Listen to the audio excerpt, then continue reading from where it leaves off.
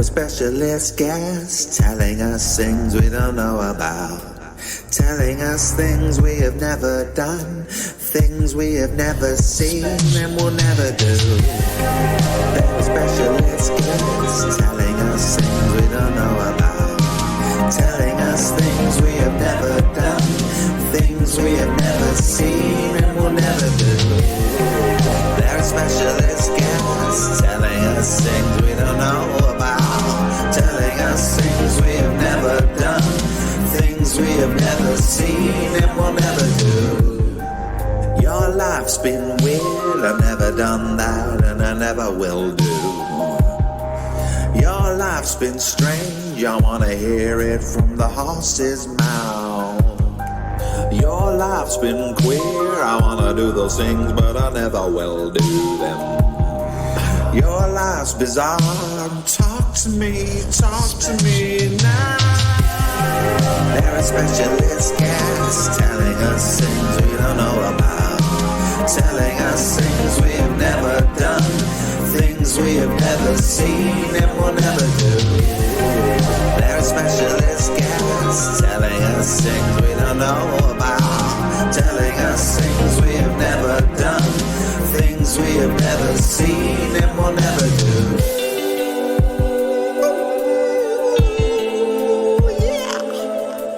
Talk in your ear and tell you all the things that I've done. Baby girl, baby girl. Let me talk in your ear and tell you all the things I've achieved. How are you? Nervous again. I'm imagining this being annoying now as a listener. Oh, they're nervous again. Well, there's nothing we can do about it. Can't say absolutely no problem. Don't listen there. Oh no, don't say that because that's annoying. Because we would say don't listen. Let's try to say something uncliched for the next minute. Well, I'm nervous. What am I nervous about? I know deep down it's because I don't want to be caught out as thick. Whatever layers, there's layers on top of that. But I don't want to say something stupid and then know that for the rest of time. This guest thinks you're thick. Yeah. Yeah. That's wrapped up in lots of different things like, yeah, don't say something silly or whatever, but essentially it's that. Yeah. Today we're talking to John Lloyd, who's the producer of Blackadder, Spitting Image, QI, not the 9 o'clock news, and Hitchhiker's Guide. Did he write it with? I don't know. Yeah, he wrote some of it, I think. And do you know the Meaning of Lift book? Yes, it's the another Douglas Adams book. I think they wrote it together. Mm. Nervous, but uncomfortable. Yeah, see that? I was like, if he was here now, he would have gone, Thickie, why can't you retain information? Yeah, but if you went on a podcast and they were going, was that episode 3 of the Cockfields? When no, I'm not sure it was actually. You wouldn't be sitting there going, thickies, they don't know my work. Or maybe you would. No. I think it's because in that moment I was thinking, because he's very bright and I imagine he retains information. And I just thought he might think I can't. He'll never forget that we're thickies. There's sometimes I don't mind people thinking I'm thick because I'm sort of confident in the situation. I go, oh, well, but then I think sometimes when it spears a bit of truth, like I do feel thick around some people. And this is someone undoubtedly I will feel thick around. So but sometimes when you don't feel thick about something, if you come across as thick, you can kind of build yourself back up. With him, I will crumble. That's poor bloke. He's just taking an hour out of his day. And I also thought, is my answer fucking point too long? And like, who cares what you think about it, Joe? Don't know, fucking hell. Well, swearing a lot, don't want to swear. Blackadder, honestly, I remember sitting in school and it being, I think it was on a Thursday, and being so excited that it was a Thursday because Blackadder was on. Yeah. And Yeah, I remember hearing my sister laugh at Blackadder 2 through the walls, and I was a little bit too young to watch it. It was on about 9:30. I was wondering that was about mid-80s, so about 10, 11, 12, 13 sort of age, weren't we? Yeah, I think I was about 10, 9, 10, I think, don't know. But... And one of those things you watch again and it doesn't date, you just go, fuck it. No, I just watched some then. Just brilliant. See, that made me go, why wouldn't I have done that? Now, David's got a little bit of, I don't know, just through my head. I was like, I want to be really prepared for this because that's a safety net for me. Okay. Well, it's a way of covering thickiness. I don't want to do all that background because I just want to tell him how much I love him, give him a kiss. Can we not do that too much? Because vicariously, that will affect me. But I can't help it. He's a bit of a hero. Yeah, no, absolutely, absolutely. God, let's not bicker before he comes on. Do you know what I thought? I saw that he created a show with Bill Bailey, I think. I was like, the Museum of Curiosity. Yeah, I was like, so Bill Bailey's confident in his company. And what's that got to do with you? I want to be Bill Bailey for an hour. And be confident in his... in his company. So you could also be his wife. I'm sure she's confident in his company. I'd love to be his wife. I was thinking about that. His neighbour. Armando Iannucci. I was like, God, if I was just your wife, we'd just be chatting. You'd also had some kids with him. You'd have given birth to his children. But that's the thing. They don't look at John Lloyd, or they go, oh, John Lloyd this, John Lloyd that. It's very John Lloyd. Oh, he's arriving. Yeah. Wow. Hi. Wow. Hello. Hi, guys. Hello, John Lloyd. Hello, John Lloyd. How are you? I'm fine. How are you? You're very beardy. Yeah, sorry. I could shave it. No, I used to have a beard. My wife loved it, actually, but I just got fed up with it. So, John, I was just imagining being your wife just before you came on. I'm willing to give it a try, Dave. Well, like a probation week. Yeah, yeah. We were just talking about. Thanks for coming on, by the way. Yeah, It's a pleasure. Thank you. We were talking. We're really nervous. He's so nervous. Why? And we can't. We're going to stop grinning in a minute. Sorry. Should we just? Firstly, I don't want you to feel uncomfortable at all in the next hour. So please feel that you can leave at any point. As well. So how's it going? How's the podcast going? Are you getting traction? You're on Acast, I see. Yeah, we're doing. Yeah, surprisingly. Yeah, we can't work out why. We're getting away with murder. I think it's usually the good ones are usually a perfect expression of who you are. And I mean, if you are pathetic, well, this is a perfect example of us not really knowing what to say. Yeah, and giggling. Yeah, That's kind of it. Yeah, we were just discussing how nervous we were about meeting you, and then David said, I'm sure John's wife's very calm around him, and then started talking about how he imagined being your wife as a way of calming us both down. Yeah. Is that a good way to start a podcast? Well, to be honest, Joe, I'm looking forward to something totally vacuous. I tend to get asked, we haven't started yet, have we? Unfortunately, we have. Yeah, this is it, unfortunately. Oh, this is it? Yeah. Steady. Yeah, you might be saying that a few times in the interview. Is this it? Yeah. We've made a list of questions because when we're nervous, we do that to calm ourselves down. Right. So, shall I just read the first two bits? Yeah, go on. Can we ask you loads of questions about Blackadder without you hating us? I'm happy to talk about it. It's so long ago, it feels like it happened to somebody else, So really, yeah. And I was doing a podcast with Tony Robinson, who's obviously an old friend, and he started talking about what it was like for him, and I reverted to being a kind of really stressed out 30-something. How hard it was. It was very, very difficult. That was one of the questions. What was it fun or was it just stressful? Well, it was both. I think like a lot of things. I mean, so veering quickly into philosophy, which I can't help doing because it's what I find interesting, really, meaning. And I think that if it's not hard, you're probably not doing the right thing. I don't know who said, if you're the smartest guy in the room, you're in the wrong room. I think that's a really great line. And I think that if it's not difficult, it's probably not going to be. I mean, like, you're nervous, I can't imagine why. But surely you must. Because do you not look back and go, I'm John Lloyd, I've made these shows, I feel wonderful. Secretly? Surely there's a little bit in the shower? No, not in the at all. shower?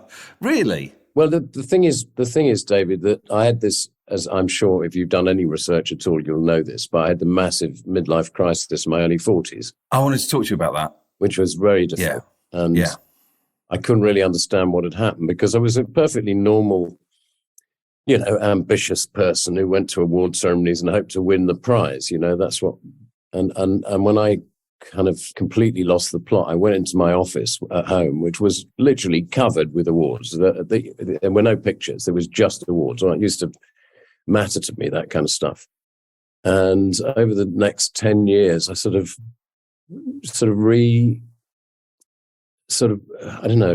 put the Lego together in a different order, really. And now I went to an awards about a week ago. I've got complete equanimity about them. If we win, that's great. If we don't win, that's great too. It's like, I'm with my friends, it's fine. What's important. But no, and I think that I certainly don't think I've ever really had an ego at work in the sense of, I'm the boss kind of thing. I'm trying to do something properly. That's what gets me up of a morning, is trying to do something properly, doing it well, looking at quality. And that, I think, is probably the first original thought I had when I was, again, in my early 30s. I thought being successful and being good are not the same thing necessarily. You can be successful without actually delivering quality, and you can be immensely talented and never come to public notice at all. Van Gogh, for example. So the thing is, and I don't understand actually how people get to my age without having a working philosophy of life, of seeing how it all fits together and what things matter, what's really important, what doesn't really matter. So the thing about fame and power and money, success, all those things, they're all a drug. And the more you have of them, the more you need. And you want to cleave to things that equality is not something you need. If you've done something really well, you don't crave to do more of it. It's just that's a done thing. Or friendship's another thing. Friendships, even, if you've got 3 really good friends, I've got to have more of these friends. I need more. I need thousands. And that's what's so weird about people with, 11 million followers on Instagram or whatever, is like, that's not friendship, mate. It's just a badge of egotism, isn't it? Really? So look how much more important I am than the next guy, Yeah. I, this year, no, where are we? Last year, I made a film and it went down all right. And after all the promotion, I had this huge dip. Yeah. And I thought about you, having heard you being interviewed, and I lost my dad last year. Oh, I'm so sorry. And so I've had sort of 4, 5, 6 months where I've really questioned, why would I do it all again? And it felt like part of it was to do it for him.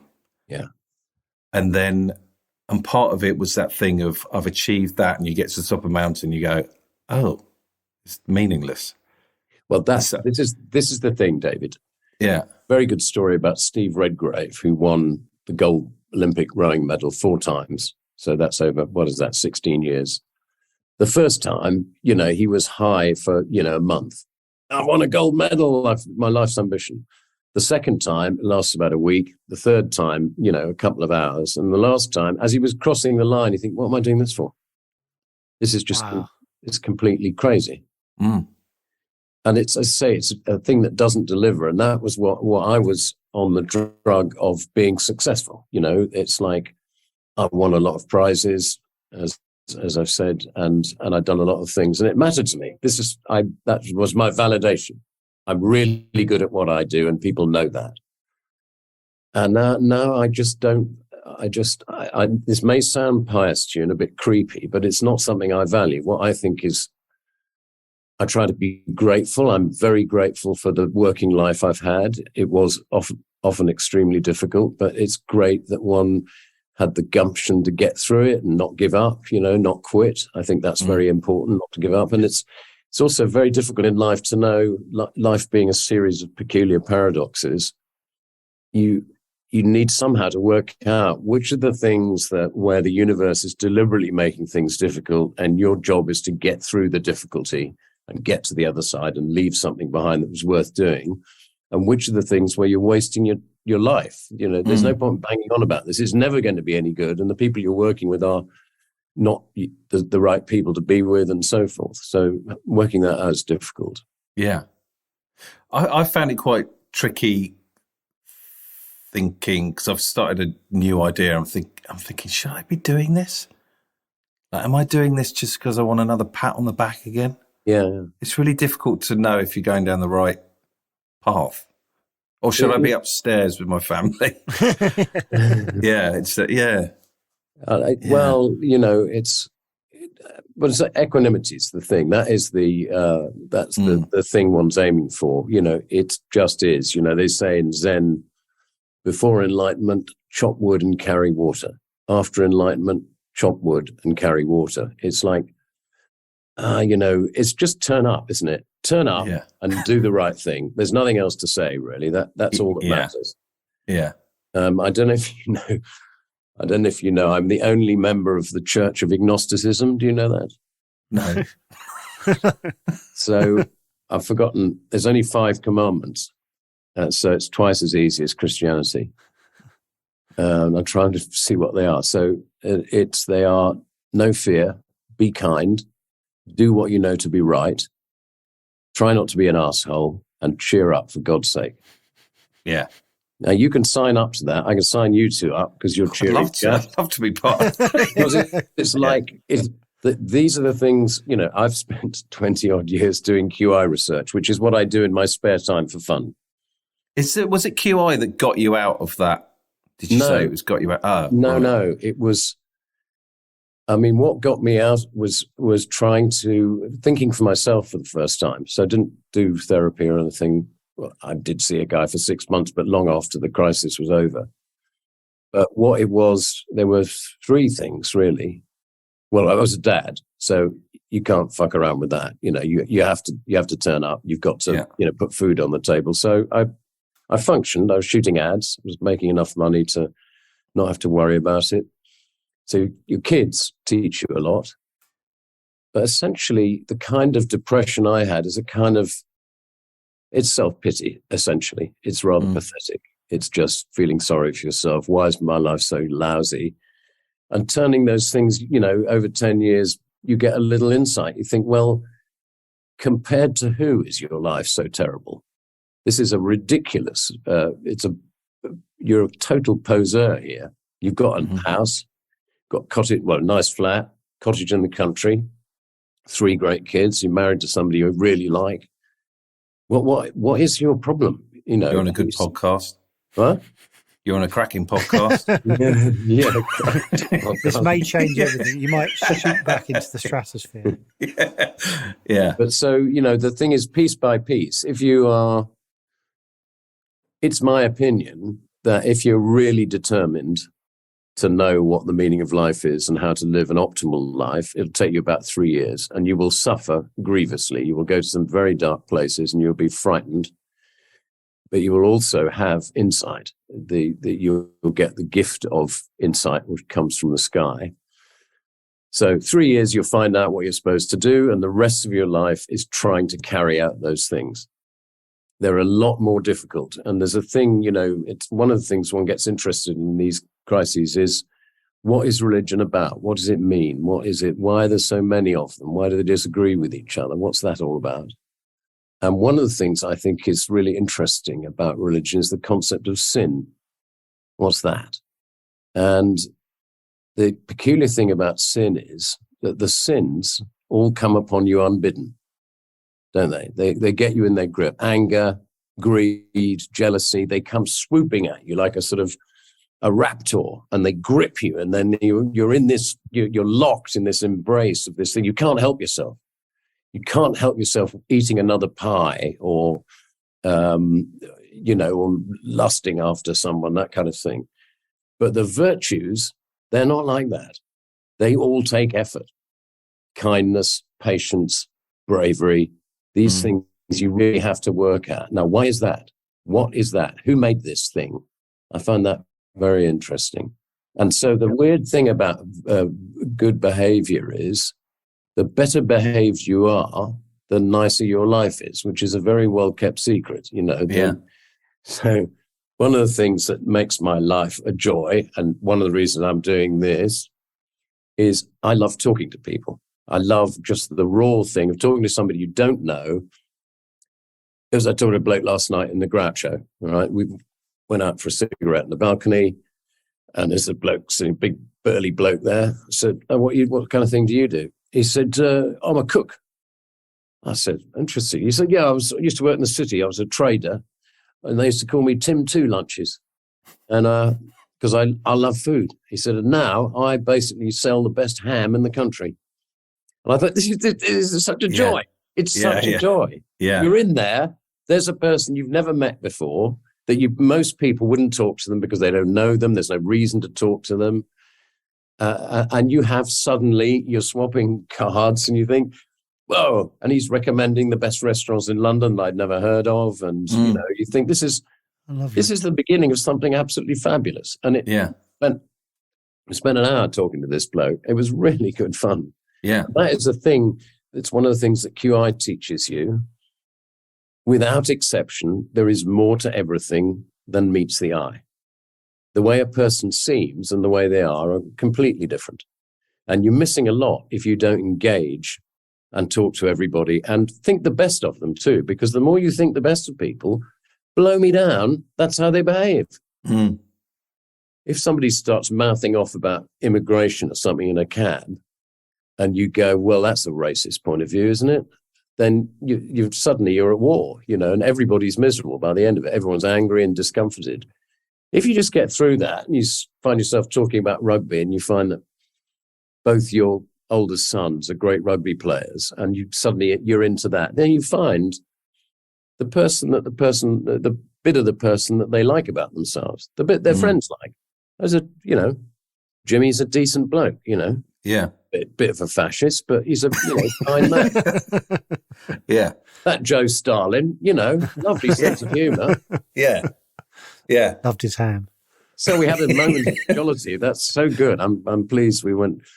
Anyway, so these are the things that interest me, and I say my attitude to things like Blackadder is just gratitude. That's the thing. I'm been very lucky in the sense that I've worked with some really terrifically good people.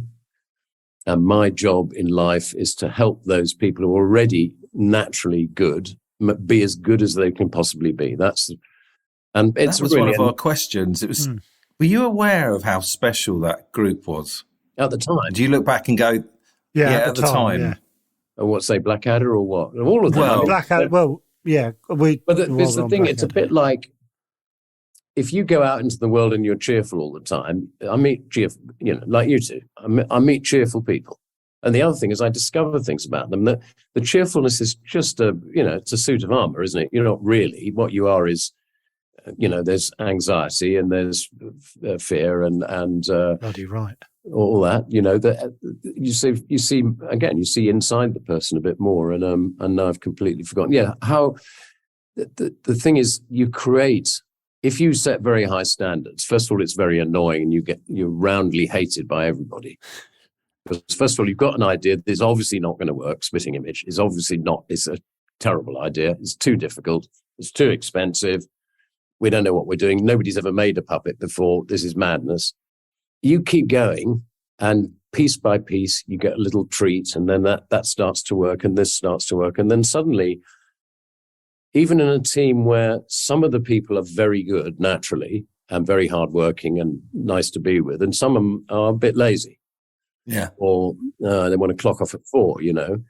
The funny thing is, if you create by hard work and leading by example, you create an environment where we're doing a thing here, guys, which is world-class good, and you're part of it. The people who are lazy and greedy and, you know, don't get it, suddenly they become part of the firm. It's the most peculiar thing. And people discover the thing that virtuous behavior is of itself rewarding. So the people who were once lazy and clocked off at 4 suddenly discovered they're up till 3 a.m. But my God, is the production team pleased with the 2 guys in sound who have just, look what they've done. They have made Spitting Image come alive. Yeah. Because the sound effects, in many ways, are one of the most important things. It's counterintuitive, isn't it? The sound effects with the puppet show are incredibly important because otherwise they don't seem 3-dimensional. Yeah. Right. I never thought about that. Yeah. And you know, there's a famous story about Spitting Image, which was hell on wheels to make, but so exciting when it started to work. And when did it start to work? You mean when the audience went for it or before? It started. Well, I always thought it was really special right from the beginning, but you can see it was clumsy. We didn't really know how to operate the puppets. We couldn't work out, should the puppeteers do the voices themselves or should we soundtrack it and then mime to it? All those, you know, and the schedule. If you've got, let's think, when we started, we had only 90 puppets. You think 90 is a lot of puppets, but it doesn't cover the bases. Once you've got, you know, 12 people in the royal family and 20 people in the cabinet, 90, you know, you don't have everybody. But with 90 puppets and, you know, a team of, let's say, 6, 8 puppeteers, working out who does which arm, who does the eyes, who does the voice, just the scheduling is a blooming nightmare to work out. It does sound like a terrible idea on paper. You know, sit on paper, you go, yeah, it's still sounding like a terrible idea. I spent a year begging Roger and Peter to fire me. I said, please, let me. I'm sorry I came. I'm sorry. Whose hand goes where? Yeah.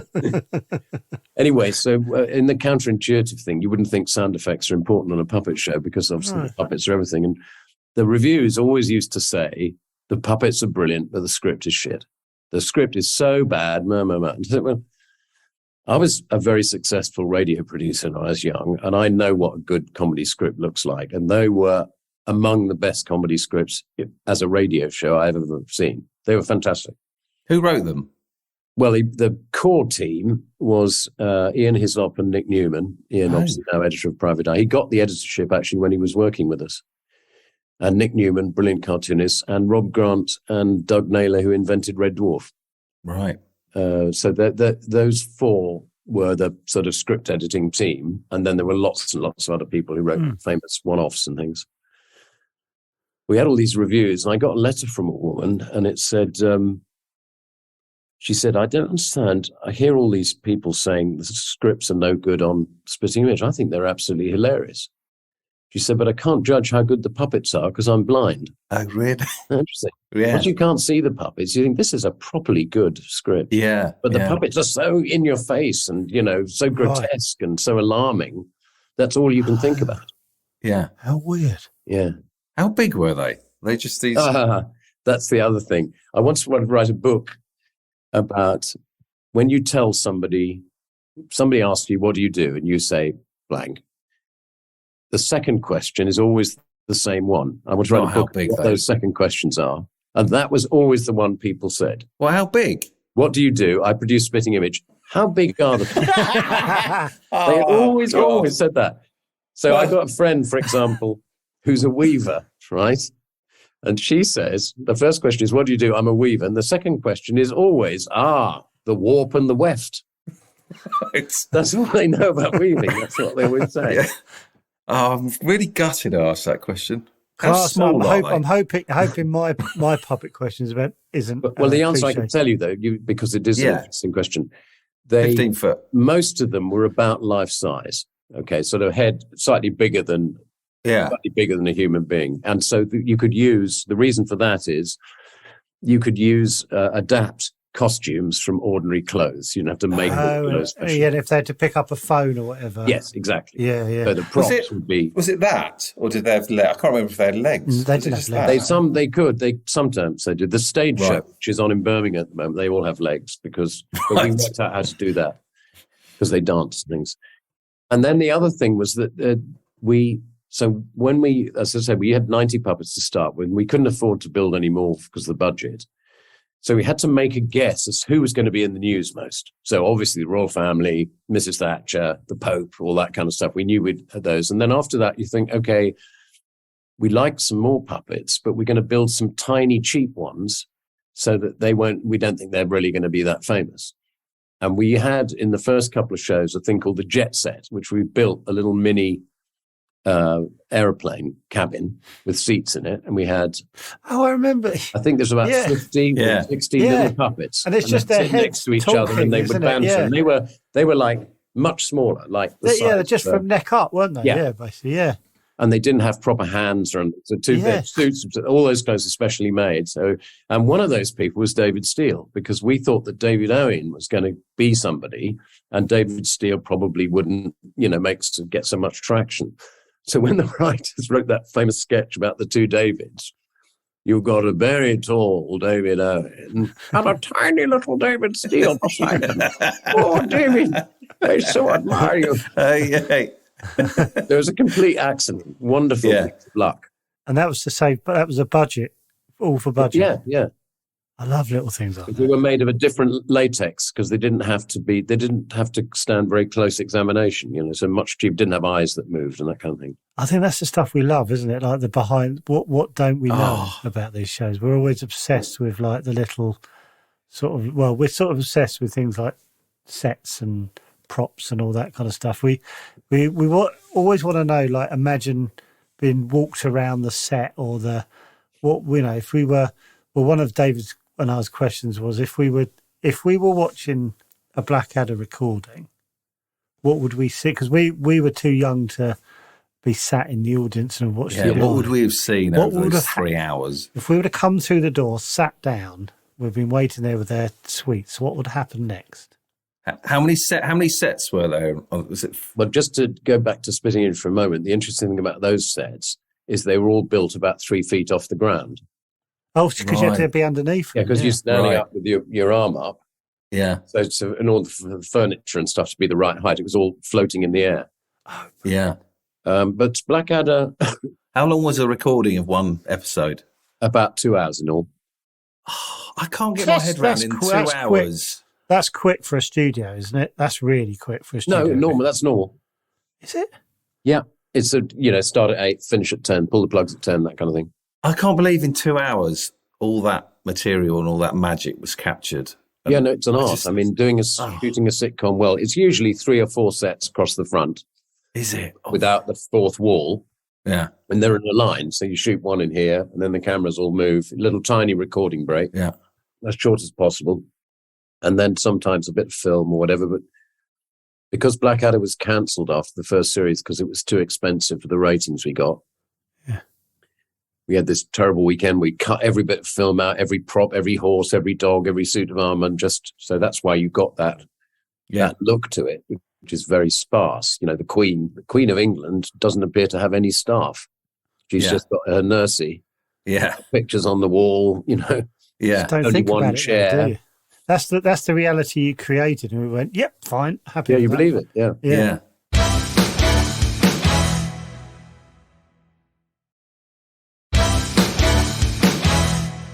So Blackadder 4 would have been trenches, their little... Yeah. Well, you can see... Yeah, the outside walkway bit, the trench. Yes, the outside of the trench, the dugout, and then Melch's headquarters, probably. And then, then sometimes you'd have to put perhaps another one around the back if there was something special to do, or you might have to do a pre-record for something. But basically, it's sitcom is a very hard form to make work, but once you've got it, it's actually... A couple of years ago, I went to see Saturday Night Live in New York, which is an amazing privilege, and that is even more astonishing because there's one set area, and the whole thing's live. So they shoot the sketch, and then there's something else, like they go to a stand-up or something like that, and the whole thing is moved in front of your eyes, and a totally new set arrives. It's the most impressive thing. Yeah. It sounds like the writers on it have such a hard time. They have like a shelf life for about 2 years, don't they? Because from the start, the show ending, they have a day off, and then it's creating the whole thing in 5 days or something, isn't it? 5 or 6 days, and it sounds. I mean, Lorne Michaels is a card-carrying genius, in my opinion. It's an extraordinary thing to see it. It was really, really good fun. Who was hosting when you saw?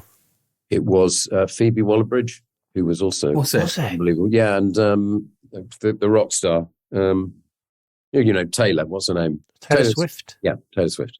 God, Joe, that was bang in there. Yeah, the least intelligent bit of this whole conversation I named.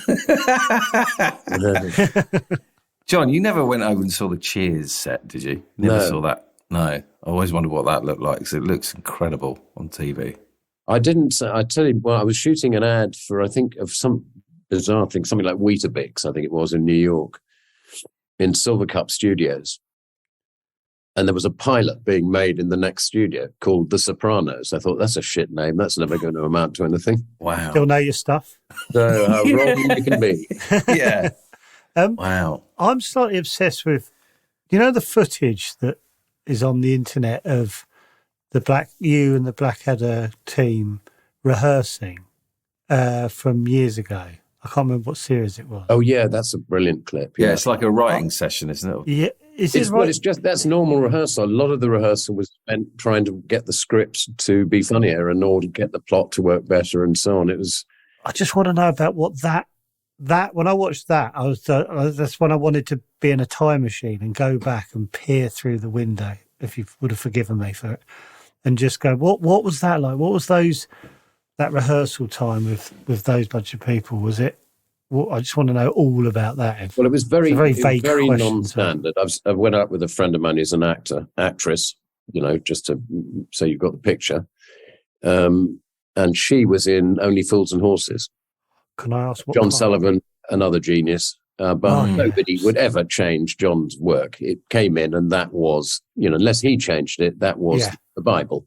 Yeah. But poor old Richard Curtis have to sit there with people tearing things apart and thinking funny of vegetables and all that. But was he all right with that, or was he not? No, he was pretty cross quite often, and probably quite hurt, because he's very hardworking, and he's also a very good bloke, Richard. He's an absolutely top man. And was Ben Elton not in that at the time? Ben would always go off to Australia and write a novel or whatever. He'd turn in the script and then, go back to Oz where he lives. Yeah. And Richard would carry all the weight. And then he would be in the room watching his material being dissected. And poor Richard would bring up Ben, because of time difference, bring him up after work and go, we had such a terrible day today. They completely ruined this one. And then when Ben would come and see it on air, he'd say, well, it don't seem to change anything, Dick. I've still got the slug balancer in there. That was actually a line he used. And of course, that's my job as a script editor, I don't have an ego at work, as I say. My job is to say what the writer actually meant, what you've actually written. I know what you mean, but that hasn't what you've said. And so it's to make it look, and I do that to this day. So when the completed script comes in, people read the script that's been heavily edited and they go, I wrote this, and I've forgotten how good it was. This is really good. Yeah. But if you're watching the process, of course, it doesn't feel at all. It just feels like you've got taken a wrecking ball to things. Yeah. And can I ask how everyone, was there particular people that wouldn't do that and some that would be straight away in kind of going, can we change this? And how was everyone in those meetings? Is that? Well, the thing is, what you've got is not just, nearly all the principals in there are also writers. Stephen Fry and Hugh Laurie, obviously, Tony Robinson. Rowan writes the best thank you letters I've ever read, but that's not what he does. He's an interpreter. Right. I'm a writer, Tony, who else? I mean, all of them really. And also they're extremely bright. It's not just that they're funny, these people, but they are some of the brightest people in the country. You look in that room. I mean, super clever. God. And so there's a lot of jostling for position, and nobody wants to say a rubbish line if the last one has just been really good. Yeah. God, stressful. So it's quite. But do you look back and look at those bunch of people and go, blimey, that was a special group of comedians? And well, they are special, and they are still special, and they, of course, have gone on severally to achieve astonishing things. I mean, it really is when you think how successful Richard Curtis is, or Rowan, well, Ben with his, We Will Rock You, and Stephen with his Mythos books, and Hugh Laurie, best paid actor in the world on House.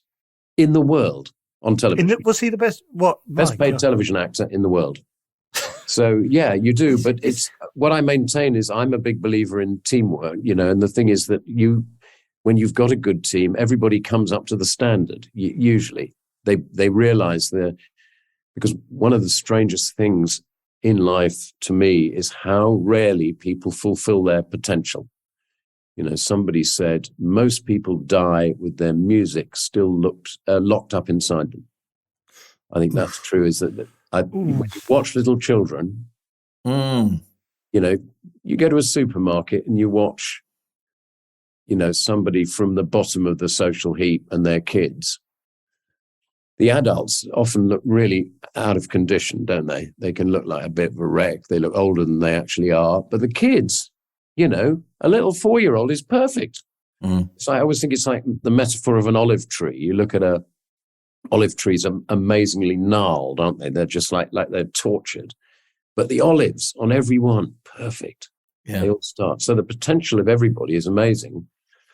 And then if you've got a bunch of good people and you create a sort of set a standard, everybody comes up to that standard and they think, I can do this. Yeah. Yeah. It was the same with Not the 9 O'Clock News. An awful lot of people who worked on it as even things like, didn't have runners in those days, but assistant floor managers, that kind of thing. They all went on to do things because they think, well, they're just like us. They're only a couple of years older than us. Yeah. And they've done it. Yeah. And we can do that too. So. Yeah. What was, a bit of a weird question, but I just feel like he's sort of forgotten. What was Mel Smith like? Because I absolutely adored him. Well, and you would be right. He was a very good friend of mine. Was he? Yeah. He's a great guy. I mean, really, a prodigiously talented, a massive amount of fun. I mean, really, because you go out on the lash with Mel and you would always come off worse because he had an extraordinary capacity to ingest substances of all kinds. But he was very kind. He's a wonderful person to work with because, again, Mel didn't come to work with an ego. He was extremely professional, very giving, very generous, incredibly smart. He basically taught the rest of us on Not the 9 O'Clock News the kind of the style, the way the dialogue went, which is much more like the way we're talking, the way real people talk, in fact, rather than the formality of, it's a classic sketch show, is what we used to call the knock, knock, come in Perkins sketch, Come in. Perkins, now how long have you been at this zoo? Oh, well, sir, I've been at the zoo 30 years. Yeah. And how many penguins have you eaten in that time, Perkins? Yeah. It's like formalistic. Yeah. Whereas the Mel style, I quite like that. you think of a great sketch like Joel Gorilla, it's two people obviously in some sexual relationship who are not getting on very well. And it sounds like they're real. That's Mel's great contribution to that series. I loved his sitcom, Colin Sandwich. Yeah. I had it on VHS. I played it, again and again. He felt like one of the most naturally funny people on the television. Like I couldn't take my eyes off him. He was good. Mel was, it's a thing, it's quite unusual. Mel's equally good at straight, tragedy, as he is at, he could do drama really well, be very scary and frightening. And what was that one he did up north? Very tough, gritty drama, but you could be funny or serious. And he's a terrific bloke. Yeah. So when that time when it hit you with regards to winning awards, did it just come out of the blue, John? Yeah. Did you suddenly go, Well, I was fired from a couple of things. Yeah. It wasn't it's never expressed as being fired, but people decide that you're surplus to requirements and they don't need your services anymore. They'd rather probably have all the money themselves, or whatever the thing is. So I'm pretty unhappy about that. And I literally woke up. It was on Christmas Eve, 1993, and I was 42, ironically. Right. And I thought, I can't see the point of this. Yeah. These pieces of paper, these pieces of cardboard behind glass on my wall, is that me? Is that who I am? That's who I am. 50 pieces of cardboard. Pathetic. Yeah. And suddenly nothing seemed to be right. It was horrible. And it took me quite a long while to work out that this was horrible, but also ridiculous, because I didn't really have anything to be unhappy about. Yeah. So then I thought about that for a bit, and I was saying, and then then you think, well, what are you struggling? Who are you trying to prove to? What to who? Who are you trying to prove something to? Mm. And it's. So at the time it was awful, but I've never stopped being grateful for. It's one of the best things that ever happened to me, apart from marrying my wife and my kids. It's like, okay, so I've got a whole second half of my life with a different way of relating to everything. Yeah. I don't have to do that. I don't have to prove anything to anybody or myself. As I say, just, get on and do things. And the only sad thing is that nowadays, nobody will let you make comedy. They don't make comedy, really. Have you had ideas turned down? Because you really... What? I mean, virtually I don't understand. I can't get my head around why they just go make it, because you've got a good track record. No, it doesn't work like that. It doesn't. No, but the thing about most of my life has been a failure, honestly. I know it doesn't look like it because there's 4 or 5 things. No, because most of the work you do doesn't get to anything. It doesn't get commissioned, or the book doesn't What's the best sell. show you've never made? Is there one that you think, Great question, David. Do you know what? I'm over the moon. I'm jealous to hell about that question. It's not a show, actually, but the thing that my wife thinks is a great loss to the culture is one of the things that went wrong in 1993 was I spent most of that year trying to start a radio station called Radio Barking, which was going to be the world's first 24-hour comedy radio station. Again, the most terrible idea. The 2 guys who brought it to me, Eugene and Gareth, who were called PR men from Birmingham, who I knew well, they said, we've had this idea. Can we take you out and tell you about it? And when I heard it, I said, that's a completely hopeless idea.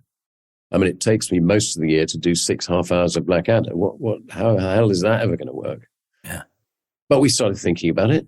And I thought, there's something in this. There'd be fun. It's different. And so I got 2 of my good friends, Chris Donald from Viz and Douglas Adams, to come and kick program ideas around. And so we did this. We had a lot of ideas, and we wrote a week's worth of programs and did it. My friend Anthony, my best man, mocked it up as a double-page spread of the Radio Times. And I look at it today, and I still think this would have been huge. It was before radio became famous. Radio was still in the doldrums before. Virgin and Chris Evans, all those people came along and made it huge again. We raised £4 million in cash. We had 100 comedians sign up to it. We did research down in Sunbury on Thames, which said that the research said that in the first week of broadcast, we would get 50% of the radio market in London. It was an FM station for London. Anyway, so you had to get a license in those days, and I took it to a thing called the Radio Authority, and we had this amazing, again, my friend Anthony, who designed all the posters for Cameron Mackintosh, and Andrew Lloyd Webber, genius, he's a designer. He'd done this amazing brochure to present our plan, and the bloke I saw from the Radio Authority said, "This is the best application for a radio station I have ever seen." He said, "But what is the guarantee? Because you can do this, you can run a radio station." I said, "Well, at least we can do a decent brochure. The others can't even do that." Yeah. So I think we have stand a very good chance. And he said, and the other thing is, if this is such a good idea, why hasn't it been done before? And I said, "What, you mean like the helicopter or the laser?" He goes, "Ha, ha, ha." I think I might see the problem. They didn't give it to us. And that was one of the things that drove me into sort of suicidal depression and rage. You know, I think this is insane. We worked on this for a year, 100 comedians, £4 million, perfect research, really good ideas. Anyway, I put it in a drawer and didn't think about it again. And I found it a couple of years ago. And one of the ideas in it, which I'd totally forgotten about, was called Quite Interesting with Stephen Fry. Oh. So I'd had the idea for QI, like, that would have been 10 years before we actually did the pilot. It was sitting in the back of my mind, unregarded. Yeah. I was going to ask you, this is a beautiful little, have you got any QI facts, like the weight of a bee's wing or something? Yeah, have you got any facts? We were going to ask you to. Do you know the weight of a bee's wing? Is that the one you particularly want to know? Well, it's the one we assumed you'd know. We were going to ask you to drop one in every 5 to 10 minutes. This is why it's futile. It's great fun, passes the time, QI, but it's pointless because you can never know even the tiniest amount of everything, not even the tiniest bit. So on bees, I did see a brilliant thing the other day, which I liked. Oh, lovely. A single honeybee has about 850,000 neurons, each able to make 10,000 connections with the others. I mean, that is a bee, one bee. How much are those neutrons weigh? Neurons. Neurons. Well, they're very large. Shit.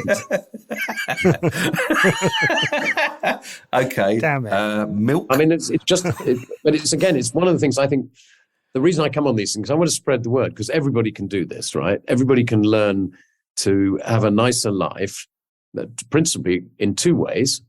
One is by being interested in everything, particularly people, because then you find out that nearly everybody is actually a really good person inside.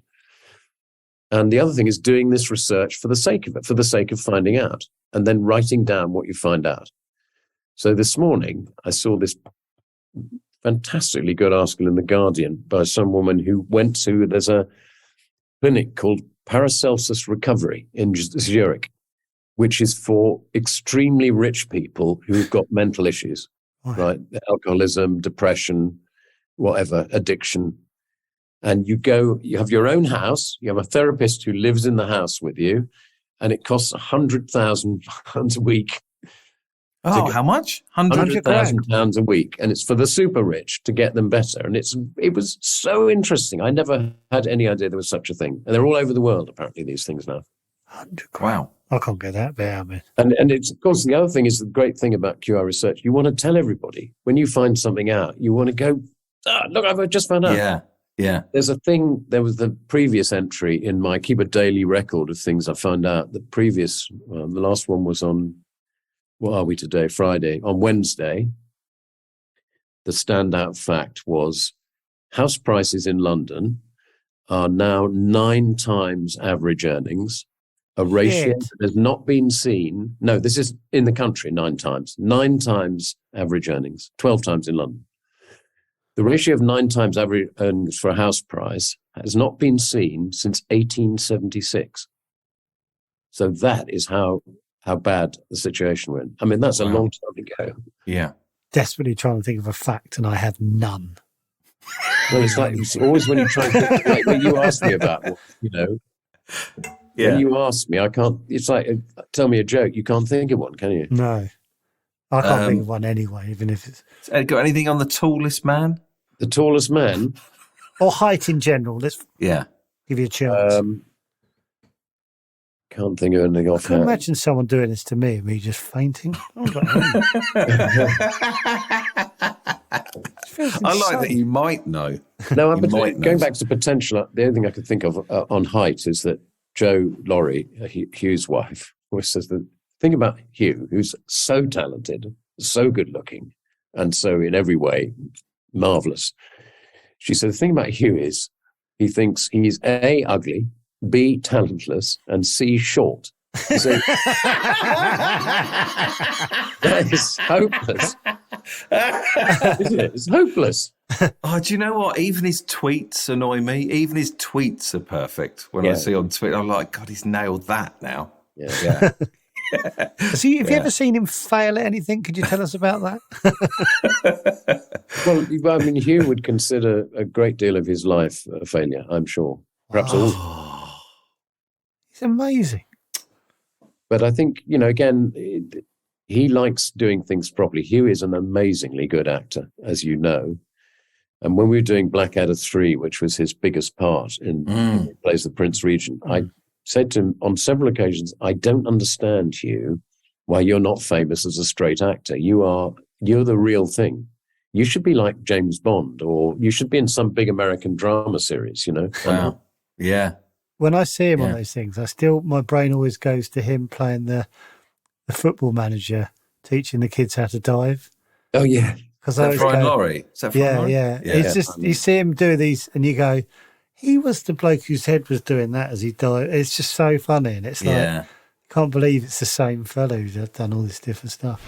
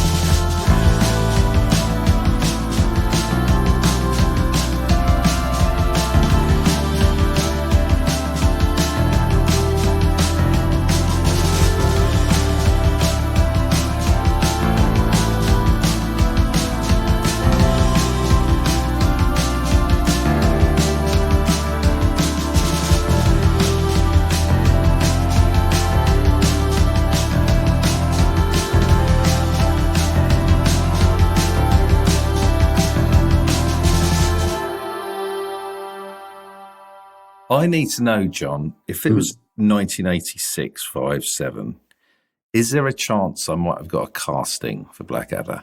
Yeah, and we're 25 and stunning. I would think you would have stood a very good chance. Brilliant. That's all I need.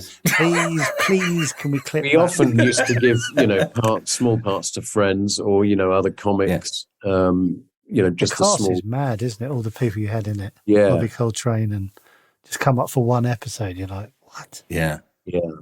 Well, of course, he wasn't. I mean, Robbie was obviously very successful and things like, well, what was Cracker? When did you do that? But he wasn't the sort of global superstar that he became with Hagrid, for example, you know. No. And one of the things that was difficult about Blackadder is because everyone was so good and we made them every 2 years, not every year. Each 2 years, everybody would be more successful outside Blackadder than they had been before. So everybody's ego got larger and people were not used to being told what to do by anybody. And it used to take quite a long time to get people to say, yeah, I know you're being told what to do and you've got to compromise with what you want. But by the time you've done like 2 or 3, you think, oh, I remember why we do this, because these people are the best in the world. And they're very funny. And actually, you can see the thing getting better every day. Yeah. And if one was honest, it is better than it was on Monday by quite a long way. Mm-hmm. Well, what was it like when someone like Rick Mayall came in Goes Forth? Because that was like a powerhouse coming in. How was everyone with... Well, he first came in this when he was actually played... I think he was in 2, wasn't it? Yeah. He was also in the first series playing a guy called Mad Gerald, But the stand-up thing was coming in as Flashheart in the second series. And it was like a whirlwind. It was like... Flashheart was in... I thought that was in 4th, sorry. I thought. And 2. Well, he played Flashheart twice, but he was... Oh, right, of course. He sort of stole the series in a a way. He totally did. And the thing is, he had this ludicrous wig made up, which without telling anyone, he got, makeup and hair to do this incredibly expensive blonde wig with seashells woven into it at great expense without telling us. It was our money, but he spent it.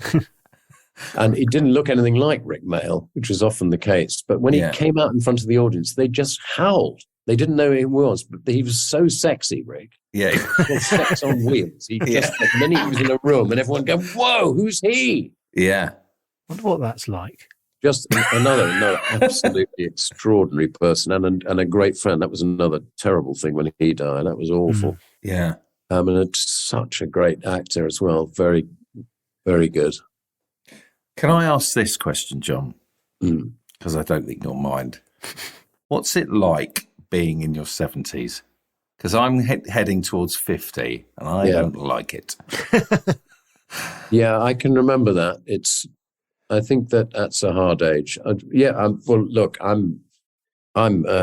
just saying something the other day. I said, I'm actually more content with my lot than I have been at any time in general. I mean, obviously I had a few good weekends and nice skiing holidays here and there and all that stuff. But as a general thing, I don't think I've been this sort of happy. And happy is not the word, but just liking my life since I was 9.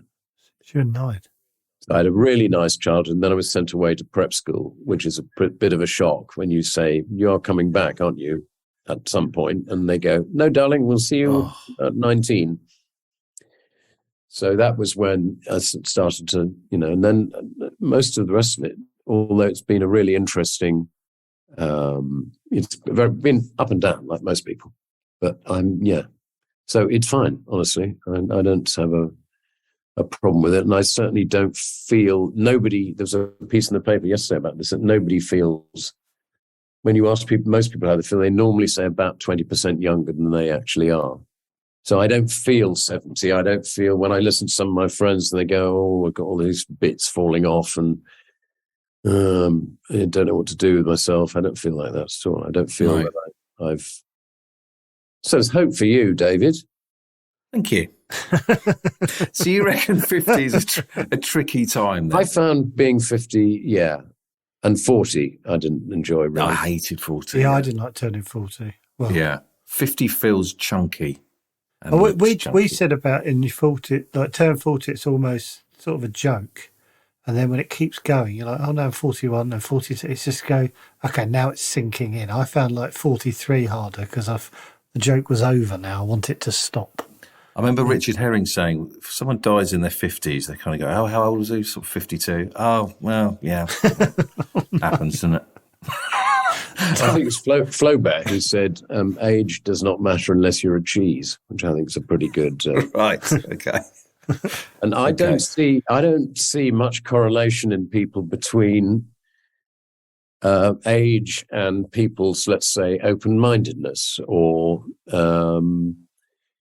engagement, or I think you can be born stiff, as it were. You can be pompous and right wing at 25, and you can be full of larks. And I'm working with a guy at the moment called Lawrence Myers. You won't know who he is, I'm sure, but legendary guy. He his parents owned a sweet shop in North London somewhere, I think, and his dad said, "You've got to get a proper job, Lawrence," and he trained as an accountant, which he didn't find terribly interesting. It was a proper living. And this young musician, this is in the 60s, it might have even been the late 50s, no, the very early 60s, young musician, singer, comes to see him. He says, starting to do quite well in the music business, but obviously I don't do this when I'm 60.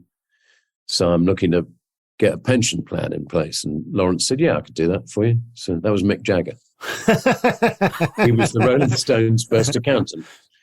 So this is more fun than doing accounts for small businesses in North London. And he joined the music business, and he was the guy who signed David Bowie. I mean, what? Wow.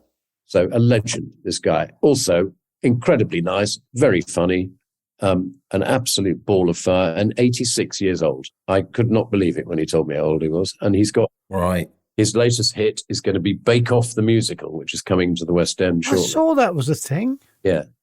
Didn't you win Bake Off, Joe? I hardly ever bring it up. Did you? I did. Whoa. What did you win it with? What did you bake? Well, to be fair, it's not that hard because I didn't realise that when they do the whatever, the telly version, the celebrity version or whatever, they no one else practices. So I diligently practiced for 2.5 weeks beforehand, and then I turned up and everyone else was like, I don't know, can I do a lemon cake? And I was like, have you not? That's why I won, but I don't. But yeah, I thought I should do diligently practice everything. That's why I won. I leave all that out usually. I just say it's raw Well, talent. I admire that's one. It's all in the prep for me. It's like, you know, the way comics work is they go and do work in progress. They go to a pub and people know it's work in progress. They don't expect much, but it's kind of like a privilege to see the workings. And they do that 40 times and eventually they get 20 minutes together or an hour, whatever they're doing. I couldn't do that. I'd be too embarrassed. If I'm going to go out on stage, I work really, really hard on the writing. And I reckon I'm 90%, you know, close to what'll work. Yeah. I can't understand how people could do that. Or I think there's. I'm doing that at the moment, but I have every word planned, like down to a T, and then somebody turns up and they go, "I think I want to talk about woodworm for 10 minutes and see what happens." And I go, "Are you?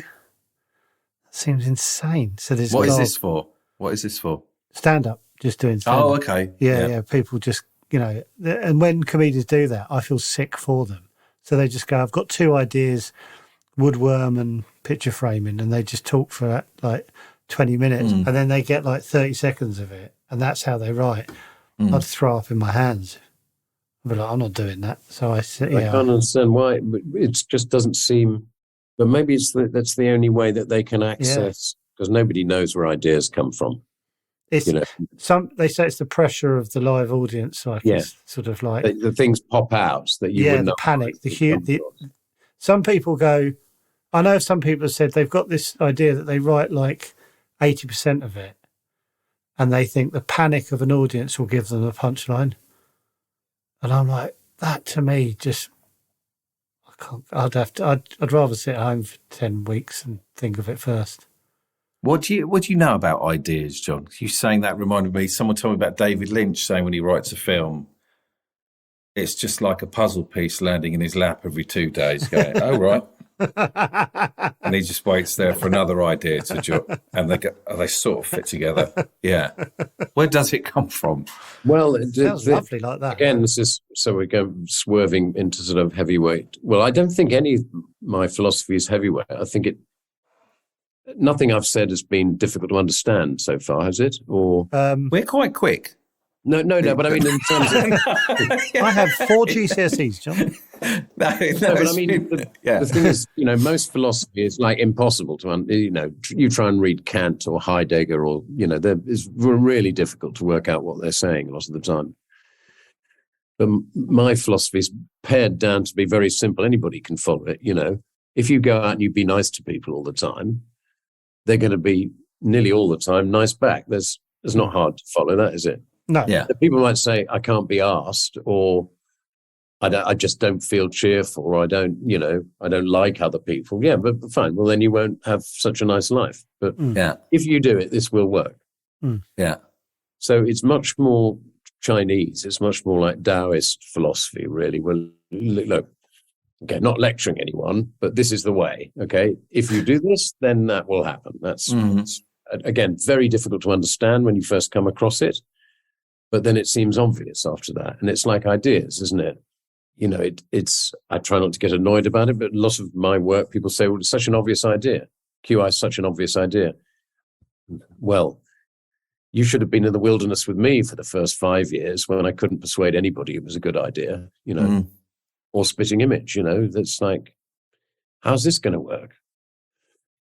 So where ideas come from, I think they come from not inside you, but from the outside. So I thought I would probably, like David Lynch, were I to know him. He's a meditator, isn't he, apart from anything else? My son, Harry, is a songwriter who goes by the name Waiting for Smith. He's very good songwriter. And Harry, like any songwriter who can do it, won't admit to actually writing the song. The songs arrive and they come out through his hands and through his mouth, or, you know, onto the piano or the guitar.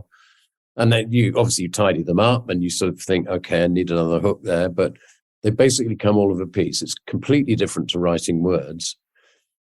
Noel Gallagher on Desert Island Disc said that. There's a little man in the sky with a bucket of songs and he just pours them into the top of my head. You know, Elton John says, if I haven't written in 10 minutes, I give up and do something else. I think Neil Young said that as well, something like that. Yeah, most songwriters do that channeling thing, and Yeah. it's like asking where's the zone that a tennis player or a cricketer gets into where they can't miss, or when I get it with film directing, you suddenly think, my God, it's 10 o'clock at night. I've thought about myself for 8 hours. Yeah. You're so inside the thing. You sort of are the film, That feels like a moment of just bliss. Yeah. Where you're just, yeah. And so this is why it is kind of religious, because that's what I think. That zone is an expression of consciousness, which is the only thing that really is. Okay, so the only thing that there is in the universe is not a thing, it's consciousness. And everything that we see and feel is an emanation of consciousness. Now, you think this is probably quite weird, and you're now beginning to wish you hadn't asked me along. John, this is why I got you here. I'm just trying. And everybody to look smart. agrees, don't they? However the universe began, that essentially there's a big explosion. Essentially, you're probably not allowed to call it an explosion, but it expands at a rate of knots, and it starts with gas, doesn't it? And then the gas kind of coagulates, and you get sort of particles, and then suddenly you've got rock. I don't think you'd find any astronomer who'd disagree with that. That it starts with, fluffy, ethereal stuff and becomes solid. Yeah? Mm-hmm. But if you spool that back from solid to less solid to water to gas to what's before gas, energy, okay? And before energy is consciousness. So that's the thing that is. And the thing that is, which isn't a thing, is where ideas come from.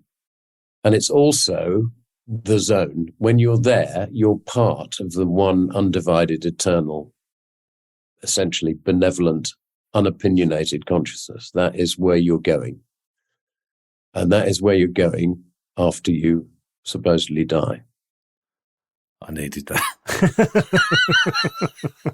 So the thing is, you don't have to, the thing about philosophy of this, or any kind of philosophy doesn't have to be correct. It has to be helpful for the person who has it. And it helps me a lot. Yeah. Because I then think, all right, so, and I haven't taken credit for an idea for 25 years, maybe more, 30 years, maybe. You think, well, they're not my ideas. They arrive. And I think, oh, there's one. It's not like I didn't have it. It sort of had me. It's sort of the other way up. Mm. And it's a bit like when I first had my crisis, to discover that I didn't know anything. That was one of the byproducts of it. I don't know anything. I don't know how to do anything except make fucking cheese commercials. That I can do that and nothing else. I'm a lousy dad. I'm a hopeless husband. I can't do anything. And I don't know anything. I don't even know how to direct people. I've never been taught, and I don't know how to speak to an actor. I haven't been trained to do that. I don't know anything about depth of field or filters. This is hopeless. To discover that I was actually an ignoramus was horrible for the first 3 or 4 years. And now it's the most relaxing thing, because I know I don't know anything, and I know I can't possibly ever know everything. So I don't have to beat people. I don't have to show off. I don't have to know. If I don't know the weight of a bee's wing, I'm not ashamed of it. I don't feel embarrassed. Really? No, great God. Yeah. Okay, fair enough. Okay. I've got one more thing I want to ask. Okay. Just thinking about Joe looking at me. Okay. I look away. When you were talking about being 70 and sort of feeling 50, or being 50 and feeling 30, and then your friend being 86 and full of... Yeah. I have started writing music again. Oh, amazing. Is it? Well, I'd love to do that. I can't think of anything I'd rather do. Well, it's where I'm happiest. So I was writing a song last night. I mean, I'm cringing inside here. Should I carry on doing this, John? Or should I just keep it under wraps and be very quiet?